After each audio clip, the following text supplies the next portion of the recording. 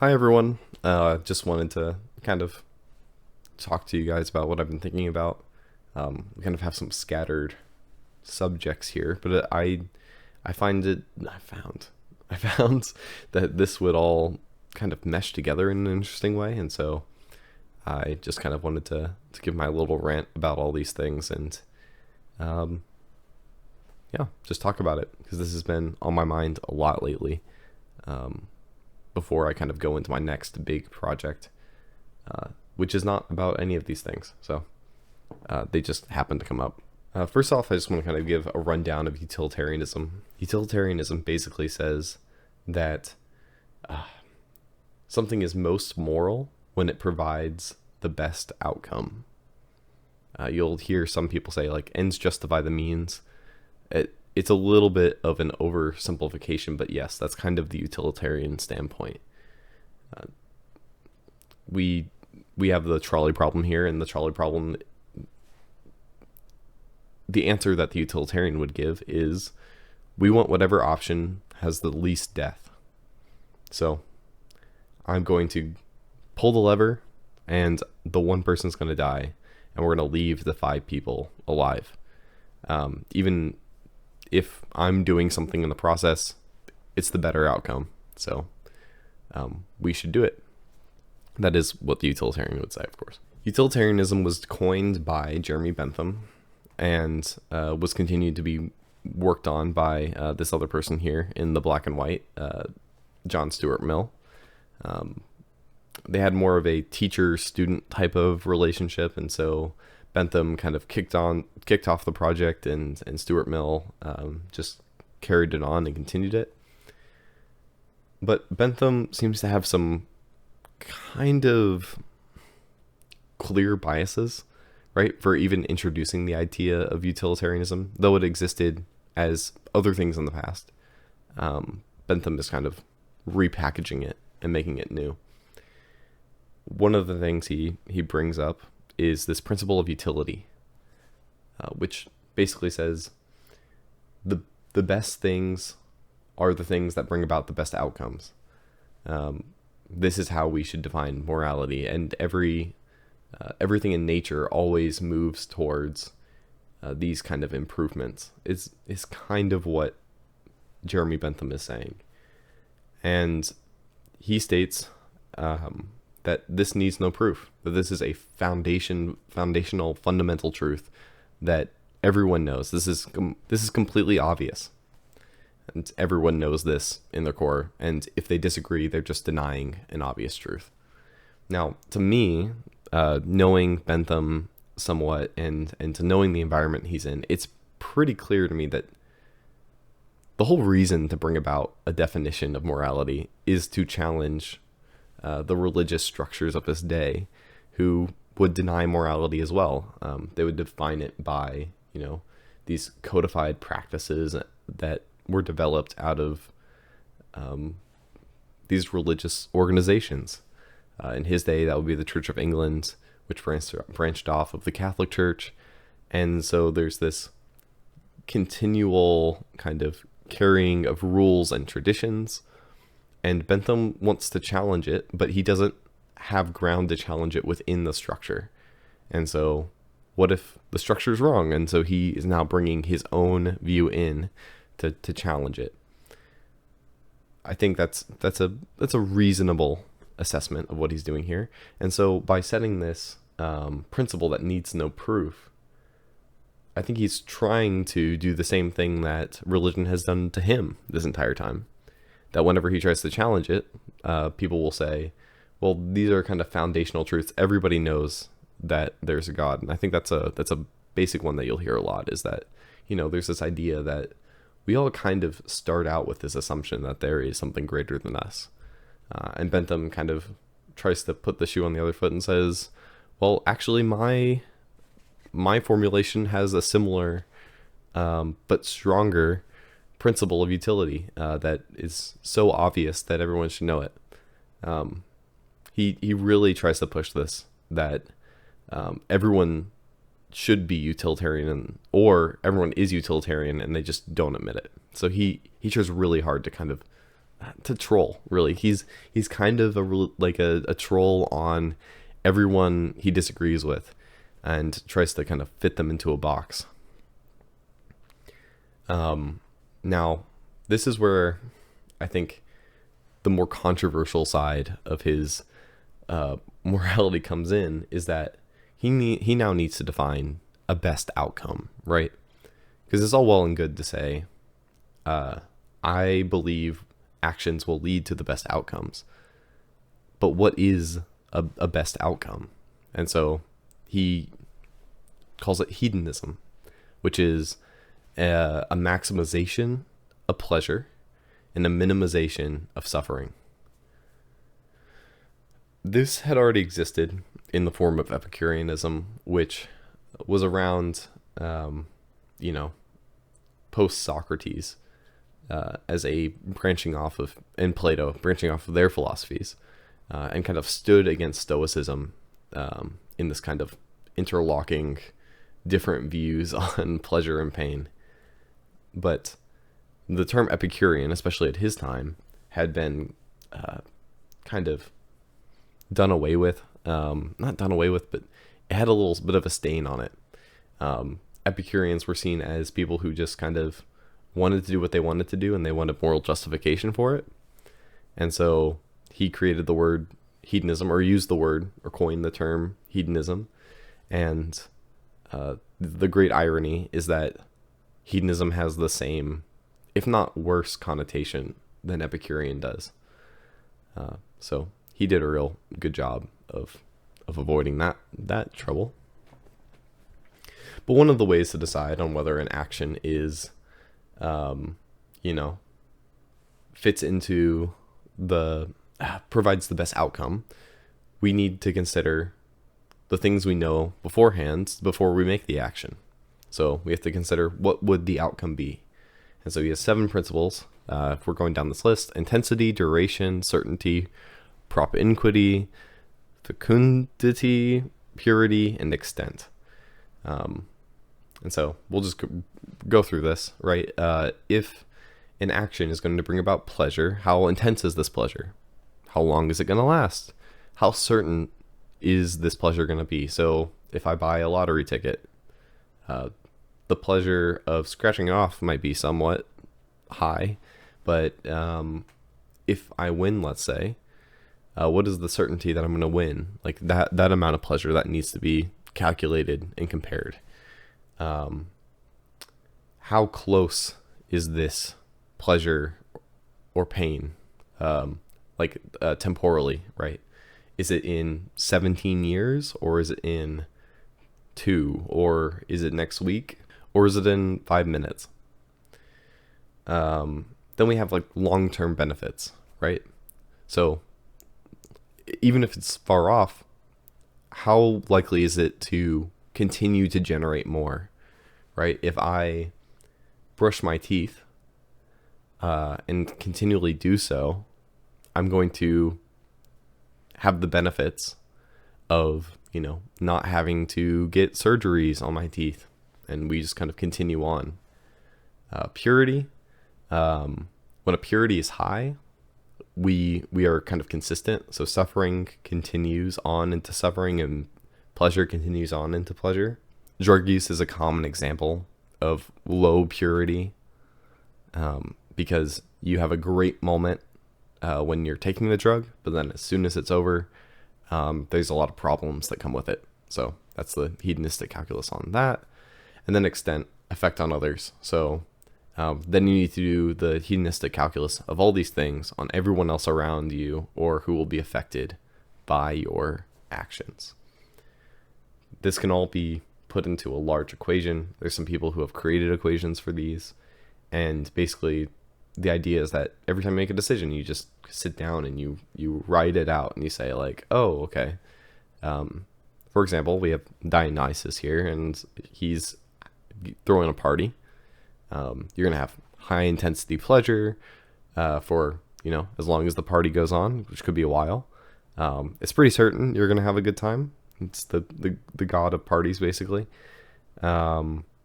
Proximity, it's happening right now. So it's really close. Long-term benefits, very few potentially. Maybe you'll learn something from them. Purity, probably extremely low. You're gonna get a really bad hangover. And effect on others, you kind of consider, well, what about the fellow partygoers, or the children who have to deal with all the adults that are drunk. You think about robbing a bank. Another kind of low purity in the hedonistic calculus. So this is hedonistic calculus before we kind of jump into something else. Okay, so one response that I've seen that's been fascinating recently to utilitarianism has been this character of Thanos. Thanos is now kind of a cultural icon. We all kind of know who he is, whether or not you've seen the movie he's in. But he seems to be a full-on utilitarianism. He's given a supernatural insight into both a great disaster in the future that will kill almost everyone, including lacking of resources and overpopulation. And he has a very clear solution in front of him, which is to inflict a painless death on half of the entire world's population. And so the hedonistic calculus seems to be pretty good on this, right? It seems to kind of fit pretty snugly in. The only thing that seems to kind of go negative for this is the immediate pain of, if we're looking at the plot of the movie, right? There's a few people who die in immense suffering, or kind of brief suffering. It really depends. There's a lot of emotional trauma. But beyond that, if, the world that he sees is correct in the far future, it seems to be all worth it, right? Thanos, within utilitarianism, seems like a good guy.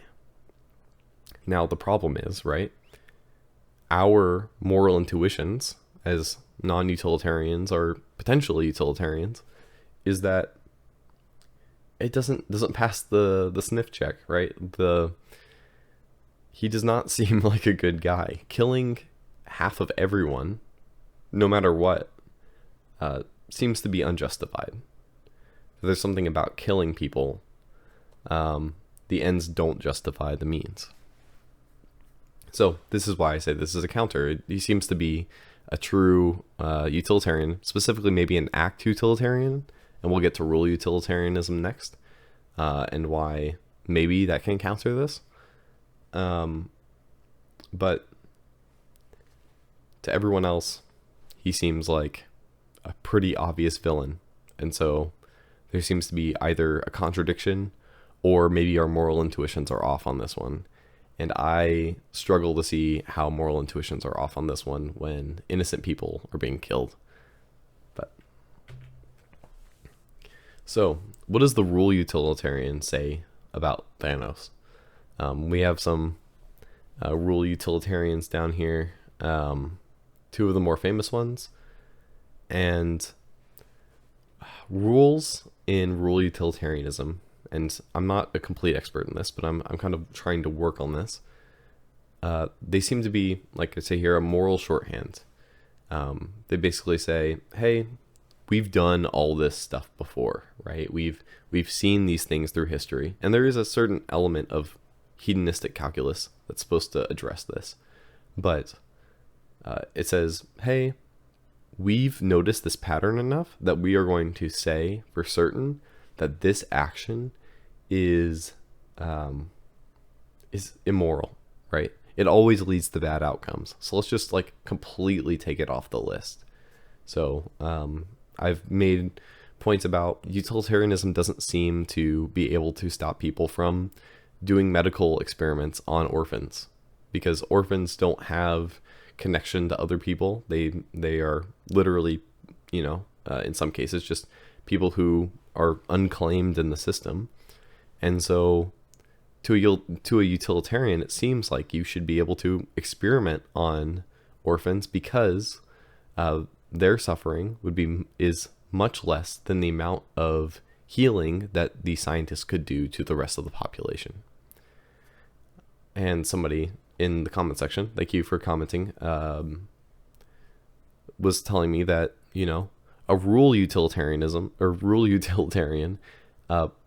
would find a response and saying, well, no, if we look at history, there have been people who've tested on orphans, and we've seen that it doesn't bring about the benefits that we might assume. I struggle with that response immensely because it's not clear to me that that's true. It seems to me that there are plenty of immoral actions that lead to good outcomes. But good outcomes, outcomes that are hedonistic. But the one thing that a rule utilitarian has is that they can counter all these edge cases. So whenever they find an edge case, they can basically say, well, we can make a rule for that. It can kind of fill in the gaps. It's the god of the gaps of utilitarianism. That whenever somebody finds a flaw in your system, you can just say, well, we have a rule for that. That even though it seems like in this case that you could cheat on your wife and reap all the benefits and there'd be nothing wrong, well, we could just say there's a rule that, that's the case. And so we can kind of fill in any challenge somebody has against our beliefs. And so a rule utilitarian could say to Thanos, there's a rule against killing people like this. Now, I don't think this holds, but we'll get to that later. This is something a rule utilitarian could say, but I'm going to kind of talk about some of this more. Now we're going to get into a seemingly unrelated topic of multivariable calculus. So, I'm going to give the most basic rundown of one section of multivariable calculus, and we are just going to kind of fly by, and it's just because I think this is the best image for what a rule utilitarian is doing and why it has a lot of flaws built into it. So one of the kind of most basic explanations of multivariable calculus is this image of finding local and global minimums of a plane. So imagine we have a plane like one of these, and it's full of, hills and valleys and holes.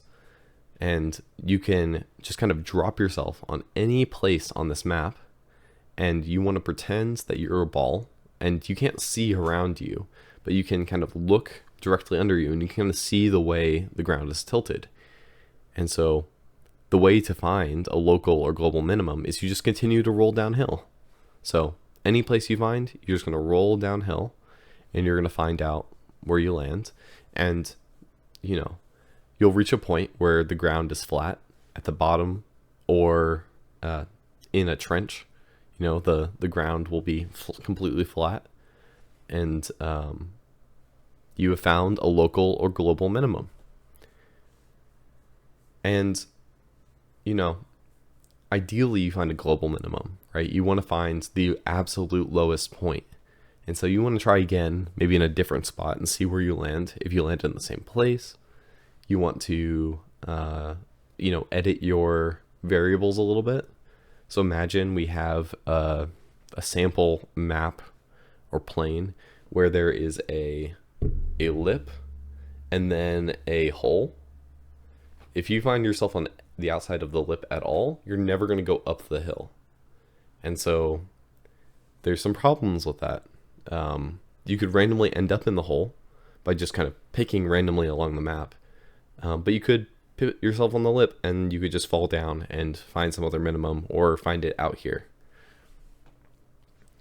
So there are some skills to get around this.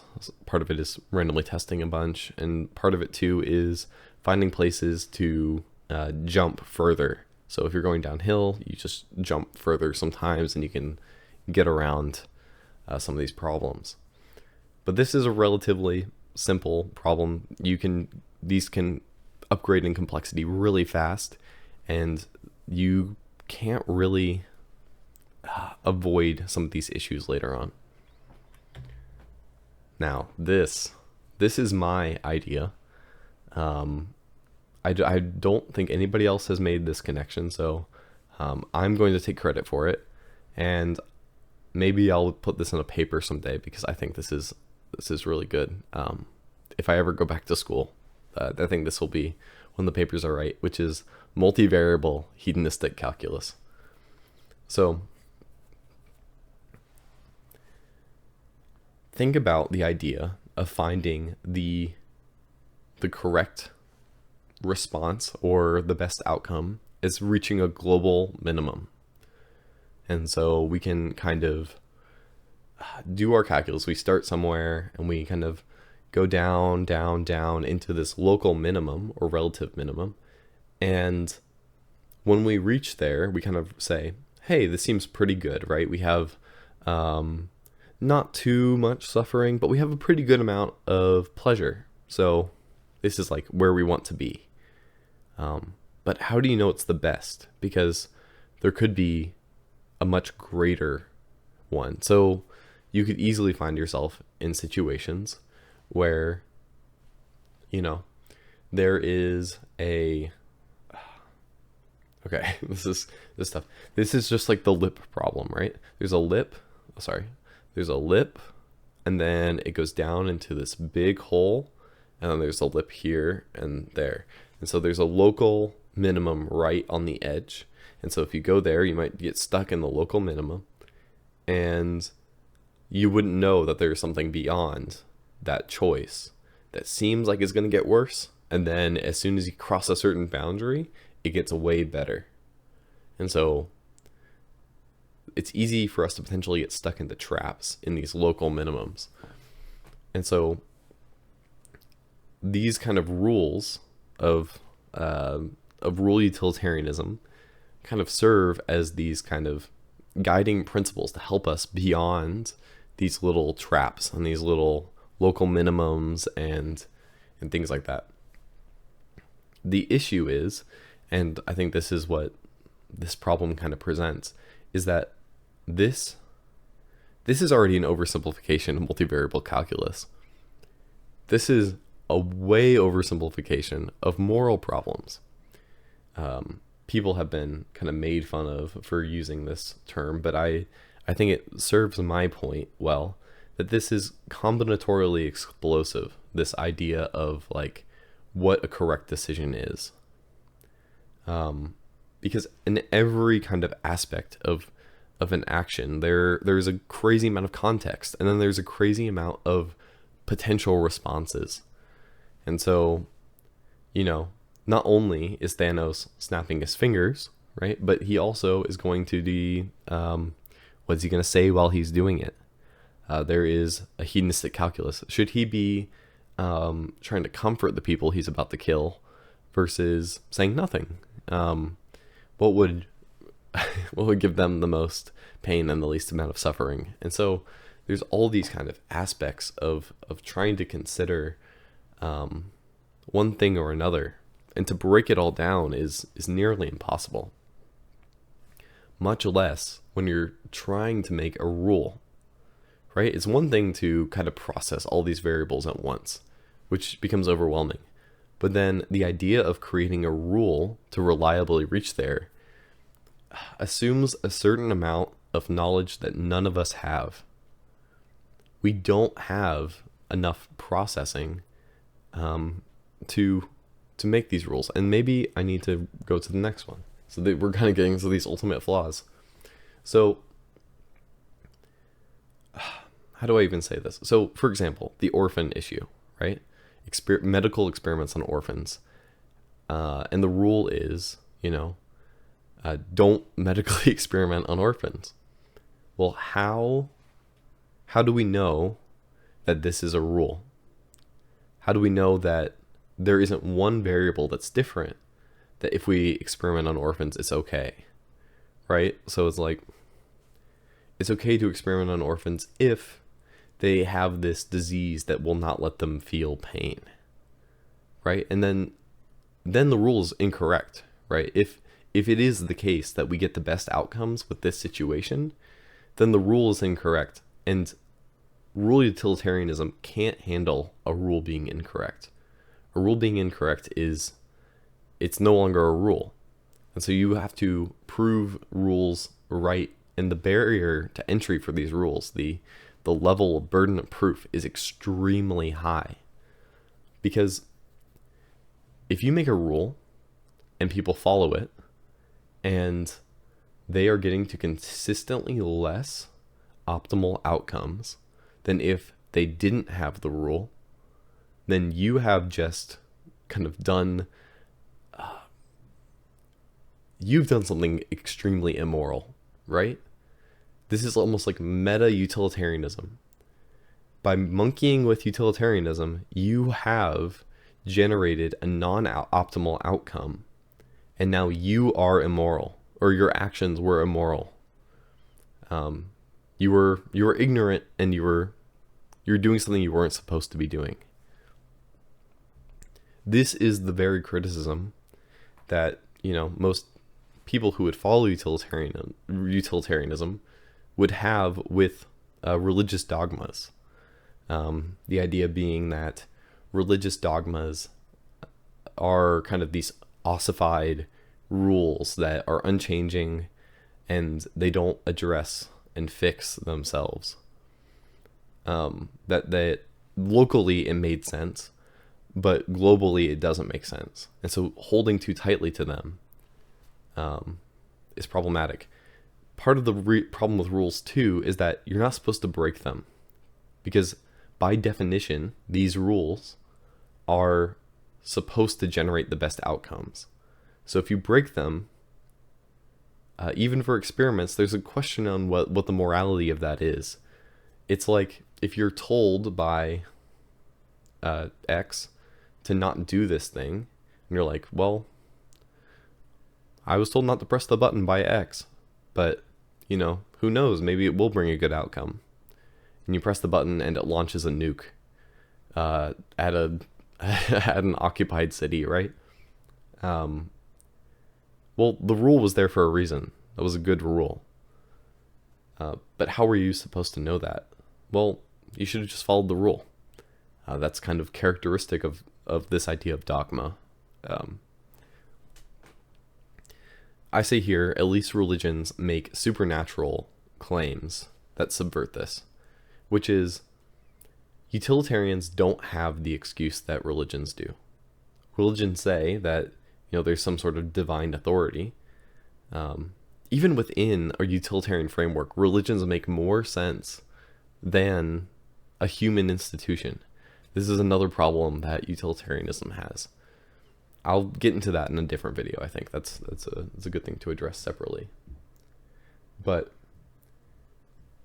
religious institutions can say, well, we have this divine command on us that someone who is much further seeking is able to make this assessment for us.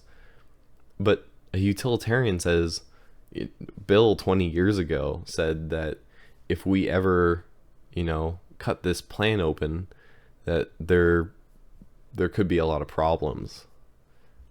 It's just there's no foundation. It's very thin to be able to generate these rules. And this is where I think the main issue with rules utilitarianism lies. And I know this kind of might seem silly, but Jeremy Bentham created utilitarianism to challenge this religious structure that decided morality. And what we end up with rule utilitarianism is that almost a quasi-religious structure that follows rules as dogmas. And these kind of nearly baseless rules, or based in something, but it doesn't meet the burden of proof required. That's the very problem that any of these people have with religion in the first place. It just doesn't work right. And one last point, this all still falls prey to the Thanos issue. The problem is Thanos doesn't have to obey the rules because he sees past the rule, right? Instead of being in a place where he is a ball kind of drifting along and not being able to see what's ahead of him, he sees the entire moral fabric as it is. He sees the global minimum, right? He doesn't have to worry about all this. That's kind of baked into the problem. It is an amazing hypothetical that I think not enough people have kind of taken time to fully consider. So I know this was a lot. Thank you all for listening, and yeah, let me know what your thoughts are in the comments. And if you ever want to talk about this, feel free to put that down there. But also just I have a Discord link that I'll be putting in the description. So feel free to check that out. We have a few people who are kind of hanging out in there, and we have some good conversations and some good back and forth. And so it's pretty chill, and I'd love to have some conversation with everyone. So thank you, and hope you have a great rest of your day.